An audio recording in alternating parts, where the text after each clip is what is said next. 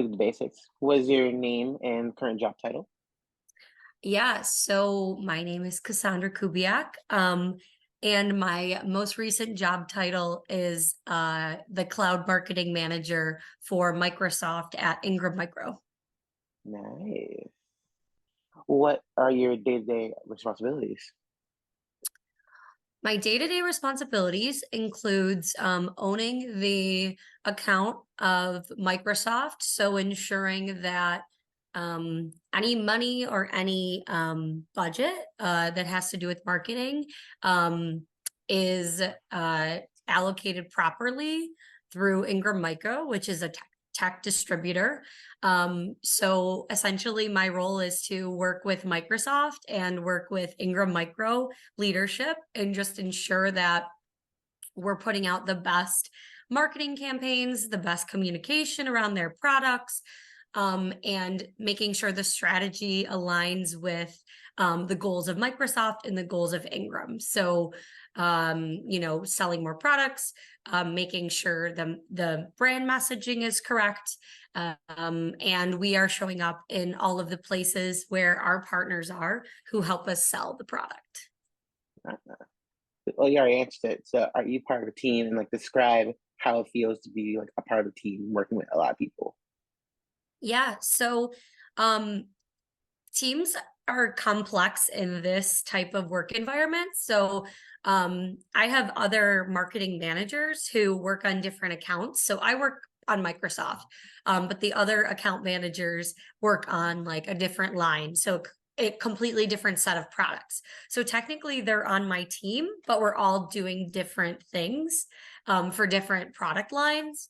I also work with different stakeholders like within, Microsoft. So it's the team. The word team is kind of like working in an agile team environment, which basically means different people from different environments or different job titles kind of come together to form a team. They're not all like marketing experts, but in this case I hold the role as the marketing expert on my team. Okay, that's understandable. So you guys are a team, but you guys get to do like your own thing still. Yeah. Yep. Everyone has their like, accountability and their core function, but we come together to ensure, that the sales talk to the marketing talks to the partner, and just making sure that the communication is clear. Uh, what's your education background? Yeah. So I got my undergraduate degree from Ohio State in 2013, and then, or sorry, 2016. And I have a master's degree from Newhouse at Syracuse, and I received that in 2018. So, uh, two very big schools, but I feel like I learned a lot and had some really great faculty to kind of guide me through that. Have your like personal history with like PR? Yeah, so I mean, the thing about marketing and communications is that you're always going to be working some element of PR. So my background was just in general communications, which meant I learned how to, work with media, work with reporters, write press releases, form those relationships. That was just part of like my training in school. So PR, I can kind of walk you through it, but when I worked at two law firms. So my PR capacity in that role was really writing blog posts and press releases to ensure we were putting the best foot forward, the best public image. When I was at Niagara, I worked on doing PR, making sure people in the community knew about the upcoming open houses, the upcoming events that we were hosting. Because I sat in enrollment marketing, I didn't really do press releases about grants or things like that, that the university might have received, but I had to work with the team to ensure that those media relations were done well. One thing I got to do was I managed the relationship with the Buffalo Sabres and the Buffalo Bisons sponsorship. So that is an element of PR, is making sure that the sponsorship that we do pay for, we meaning Niagara, that it was managed correctly. We were putting the right image, the right messaging, putting Niagara in the best light on the platforms that those different teams provided for us. Okay. Well, just in general, like where all have you worked? 'Cause you worked a lot so far, that's what you said. Yeah.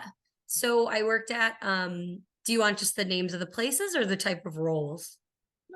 Or both? Go both. Go both. Okay, sure. So um I started my career at a machine shop, so in manufacturing. They manufactured small parts for big local companies. So like, have you heard of like Moog over Oh in yeah, East yeah, I've heard Aurora? of them. Yeah. So I started my career at this machine shop. I was doing web design and I was their admin assistant. And then I decided that I wanted to go back to school, and I got my master's at the same time as working there.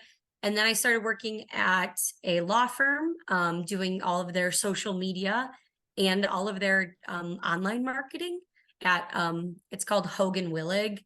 So HOGAN WILLIG. And you can look on my LinkedIn, you can kind of get like the summary of where I've worked.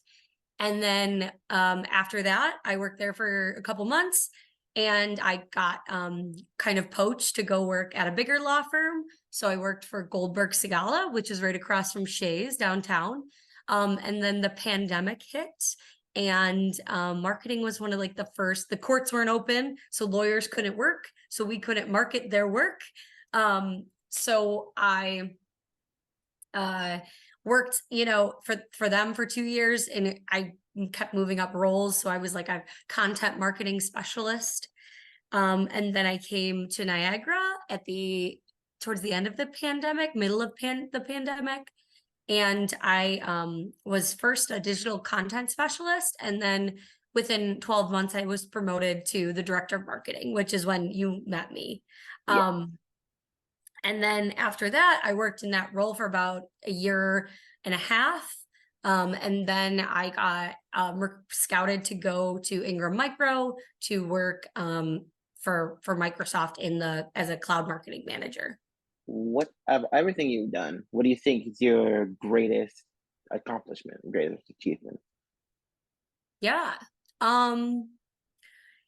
I think my time at Niagara was really fulfilling because I had to lead a team of 8. So I had to, step into a totally different space and really show my expertise and provide thoughtful and meaningful, support to a team.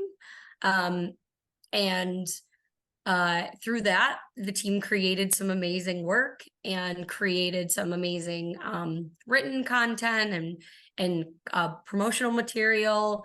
And we prospected a lot of freshman students, which was really good through some of that work. So I would say so far in my career, I've done some really cool things. And I think personally, like that was one of my greatest accomplishments, was being pretty young in the role and leading a team. Okay. On the opposite scale spectrum, what do you think has been like not so good? Like with some of like the bad parts of what you've done?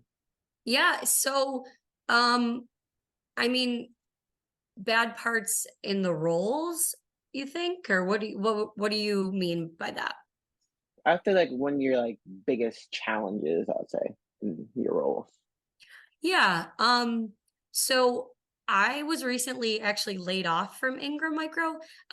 So it's kind of like a nice time to reflect on all the things I've done. So what's nice is like I get to be super grateful I worked there, no bad blood, just layoffs happen and the economy changes, and there's a lot of layoffs right now in tech. So Yeah. looking back on my time at Ingram Micro, one thing that was really challenging was um not having one boss or one direct leader. It was constant priority changes, different bosses. It was as if I had, instead of like one leader flying one plane. It was as if I had 6 leaders flying different directions and nobody was on the same page. So I would say that's one challenge at working at a bigger organization. Because Niagara is like a middle-sized company, but Ingram was a large company.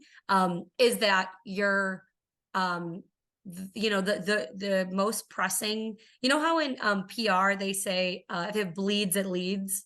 Yeah. So in corporate America, if there's money, then that's the top priority. So whatever the biggest money maker is, that's where you shift your attention. So you could be working on one project, but if the money is bigger in this project, then you got to go to that project. You can give your time there. So I would say that's a challenge, is definitely a lot of moving parts at bigger companies. Okay, yeah, it's like staying like relevant, staying like, yep, I guess you could say trendy. What'd you say?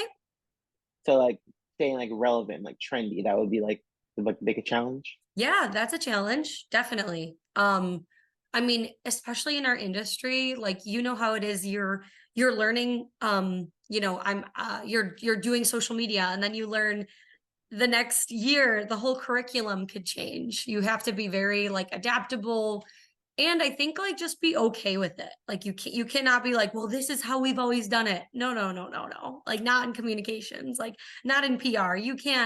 Um you can't proceed as if you have to get in front of your audience. So if your audience decides they want to be on this platform now, you got to go there. You're not just like, you know, um, sitting back and hoping they'll see your Facebook post. You got to move to Instagram stories and tag them in it or something. You know what I mean? Yeah. Like just be a little bit more in their face. But that's part of the challenge, too. Okay. You definitely did allude to it a little bit, but how has the PR field like changed from when you started? Oh my gosh. I think I'll just give a really good example. I was taught how to write like using a textbook, using the AP guidebook. Like I had to open it during my class, and I'm not that, I don't feel like I'm that old, but like this was maybe 10, 12 years ago. I was sitting with the textbook going, okay, what's the right way to abbreviate this state? You know what I mean?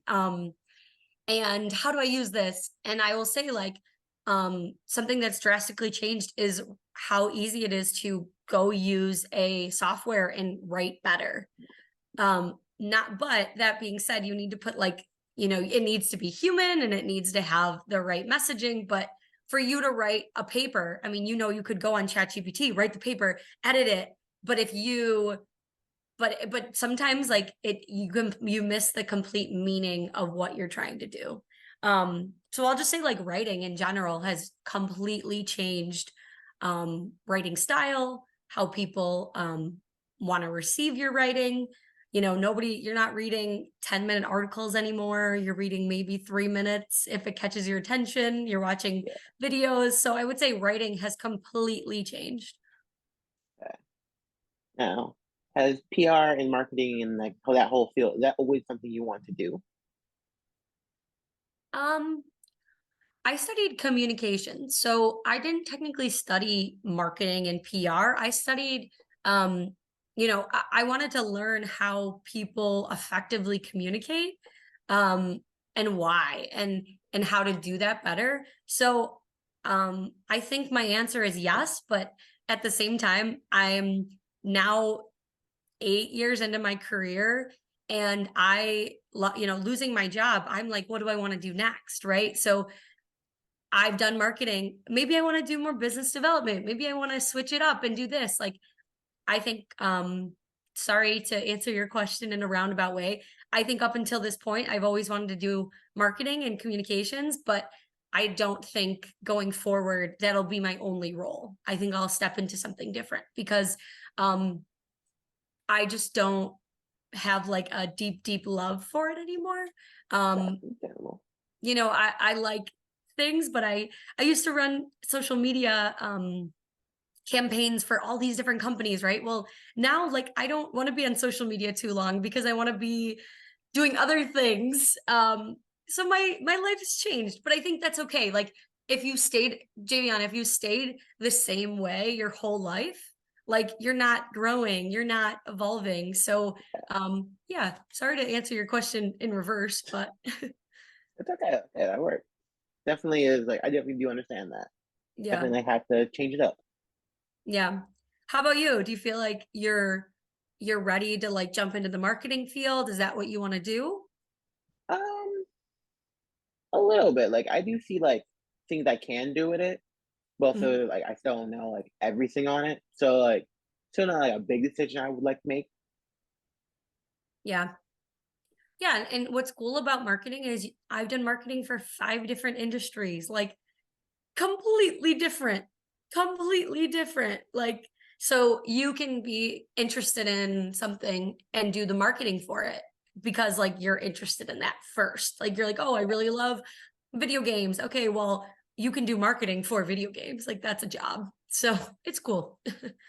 Where do you think PR and marketing headed into the future? Yeah. Um I think we're gonna be seeing a lot of I mean, you're already seeing it, but that like lifestyle content, like, oh, I happen to use an iPhone. Here's my iPhone. Look what I can do with it. Like, I think it's like that natural organic because people have seen through like the gimmicky um sales pitches. Definitely. And I think, your generation, my generation is kind of over, being sold the shiny object. We want to know like what's going to work for our lives. And I think telling a lot of stories through um personal stories, a lot of relatability. So that I would say current future, you're looking at AI, baby. So you're looking at you know so much of your ads and your creative being created in mass by a algorithm, but not something we should be afraid of, but something we should embrace. Hey, I had this really cool idea for this campaign where you know this the character falls down the stairs and you type that into AI and say, okay, formalize this. Okay, give me 5 pitches about this, and that's just going to like help spark your creativity so that you can then modify the AI and say, oh, actually create this idea. Okay, now do it in a video, put it in a couple of social media, or put it in some images, put it in a audiobook. Like now you're talking, and you're being way more efficient, instead of trying to remember how to write so perfectly. So that's where I see it going, and I see it being a really I see people doing it really wrong, like where you're like, oh, here's some AI generated content that sucks, and then I see people using it for good, like, oh, okay, that's a great idea. Now let's make that great idea better. Yeah, I definitely do see the pros and cons of AI like coming to the forefront of us. Yeah. How do you feel about it? Do you feel like you're scared of it? Do you feel like you're ready for it? Do you feel like you're learning it right now in school? Definitely a mix of both because AI it definitely is cool and having like its own like generated thing, but Yeah. also like it doesn't like you can see it like it doesn't have as much like a human touch to it. Like you can see like art are being artificial. Yeah. So Yeah. definitely is like pros and cons to it. Like I know even like some classes here already switched to like teaching AI to some students. Are opposed to it, you said? I know are teaching them it, Are the teaching, opposite. yeah. Yeah. Yeah, I mean, it's definitely not going away. It's just, I would even say for your skill set, like learn AI or learn the tools, Yeah. because like I'm looking, like I said, got laid off. I'm looking at all these job descriptions and it's like AI experience preferred. And and I feel like AI just came out like this year in my brain. I know it Yeah. hasn't, but like think about you going into in a year from now, it's going to say AI experience required, you know? So make sure you're just keeping an eye on like, oh, okay, how do I do this? Oh, what tools can I use this? Like, I would say that's definitely a skill we want to make sure you're like building up. On that same topic, what type of advice would you give to someone going into the PR field? Yeah. Um, Again, I'm coming from like a communications marketing background, so I Communications, haven't, PR, a little bit of yeah, both. I mean, I've done PR, like every role I've had has had PR. So, advice I would give is, and advice I give to myself still, so I practice what I preach, um, is you're only as good as like your network. So make sure you're, like this is even perfect for you right now. Like make sure you check in with me in like 2 years or a year from now. Like, hey, how's it going? Like, let's grab coffee, because especially in PR, you're out in the public, you need to know people. And I have seen so many people have a great idea or a great pitch, but nobody to pitch it to. So I would say keep your network flowing, and luckily you have the advantage of being a student. Hey, I'm a student at Niagara. Can we meet? I would love to hear about what you do. Like that's just gonna I mean, seriously, Javion, like I have gotten 2 jobs out of just networking. Like, and these are my most recent highest paying jobs. So I would say in PR, like especially as you're trying to get your work, recognized and your ideas, like pushing yourself to network. But don't even call it networking. Just be like relationship building, like Yeah. meeting new people. Like that's how you got to go into it. What quality do you think that you have that really makes you like stand out? Yeah. Um I think it's my ability to uh move forward and be confident in a lot of situations, be curious. Not being the smartest in the room is a very strong power to have, because you get to surround yourself with the smart people. um I think I can understand problems on a high level, and very and the details of them. So I can take a step back and be like, wait, why are we even doing, like sometimes in marketing and communications, like you're so in the weeds of what you're doing that you're like, oh, does it even relate to the strategy we're doing? Like are we even getting anything out of this?